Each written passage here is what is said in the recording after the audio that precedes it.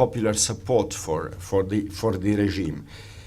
The second thing that happened is that the Communist Party, the left, Yugoslavia was the only country where it organized a fight, where there was a real fighting throughout the Second World War. The only country in Yugoslavia, or the only in which it was permanent and it was strong. So the social system that came into being was originated at home. It was not imposed by the Soviet Union, by the Red Army, which brought it in the other countries of Eastern Europe.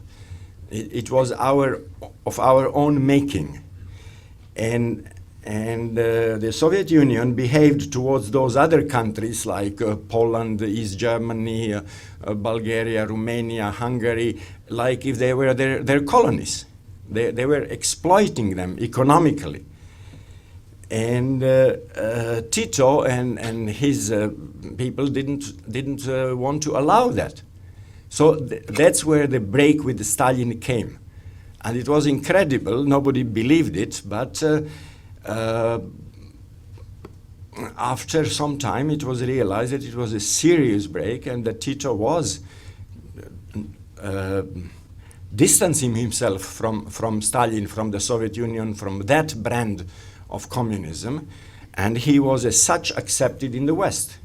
Also, Yugoslavia was in between the NATO and the Warsaw Pact, and that's where non-alignment is coming from. He was looking around the world for allies, for other countries with whom he could rely on and be together stronger. And that's where non-alignment came in, of which Yugoslavia was one of the leading countries, together with India at the beginning, and Indonesia and some African countries, Ghana, where those.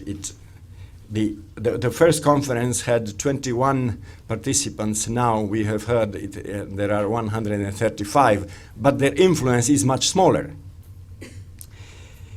The problem was that inside there was the one-party rule, and the longer it lasts, the less you can have the change or the regular change in the bureaucratic. The system bureaucratizes itself. So there was an internal problem. While on the other side, the republics became practically autonomous.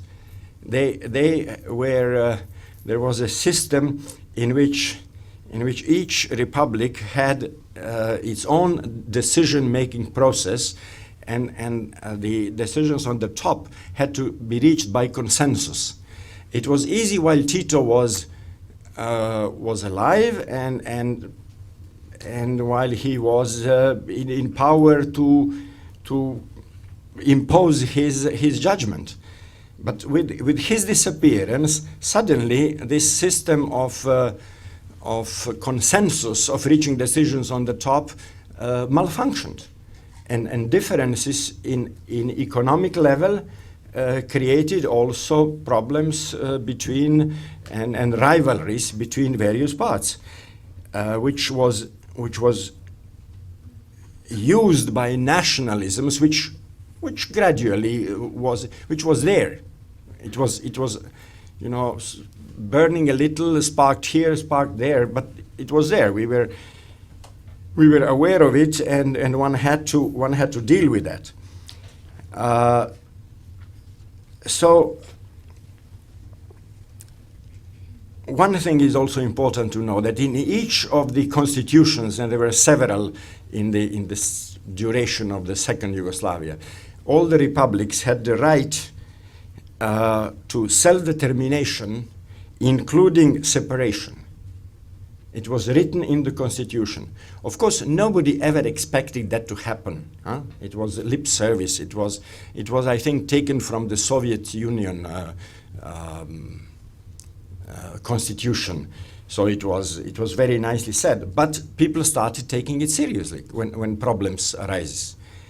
And after the death of Tito, which was in 1980, not immediately, but very soon, the struggle for power began. And the tensions were there. There were political and economic problems. We were entering a crisis. In the late 80s, there was already a very serious crisis. I was then in Belgrade before I came to New York.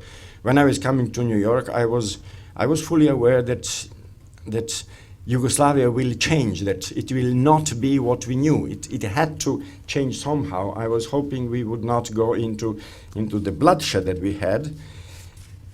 What also happened and coincided grosso modo with that was that the international situation has changed. The Cold War ended, the Berlin Wall fell, the communist regime in Eastern Europe were crumbling down, and the Soviet Union dissolved, Germany reunited, and Yugoslavia totally lost its geopolitical importance disappeared. It didn't mean anything. It was what it is, a small country in a forsaken piece of land, not anymore between Warsaw Pact and NATO, who were not anymore poised to attack each other. So nobody cared what was happening there. And Milosevic was the first one to understand it. He started leading the Serbian nationalists. He started spreading Serbian nationalism, which of course provoked other nationalism from all the other parts, specifically Croatia. And I wrote once somewhere that Milosevic was really the first guy who understood that Tito had died and that the rules of the game have changed. And since nobody cared what would happen, he also understood that nobody would prevent him from doing that. During the Cold War, I am sure that the West would not have allowed Yugoslavia to go to pieces, because it would mean that readjustment of East and Western influences would again have to be achieved. The main partner in this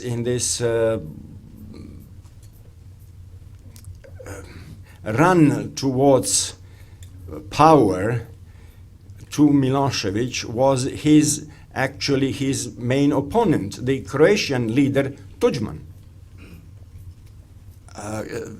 Milosevic wanted an enlarged Serbia, and Tudjman wanted an enlarged Croatia. They wanted to divide Bosnia. The thing in Bosnia is that the majority of the population, almost half of the population, is Muslim. We call them Muslim. They are of Islamic religion. Actually, very many of them were secular.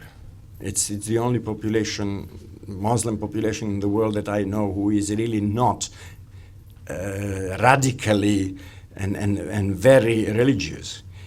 Both the Serbs and the Croats always, in various, even in old Yugoslavia and before that, they always claimed that the Muslims were, the Croats claimed they were Croats before changing religion, and the Serbs claimed the same. So they wanted actually to divide Bosnia, and in this drive, Milosevic was the first one to start using force, military force. He controlled the army. The Yugoslav army actually became a Serbian army through the majority of the population. Half of the Yugoslav population were Serbs. So there were more of them in the army than from the other parties, and the others started leaving. So they started using force. That's where ethnic cleansing came. The famous expression, which today is in everybody's dictionary, was first used in Bosnia.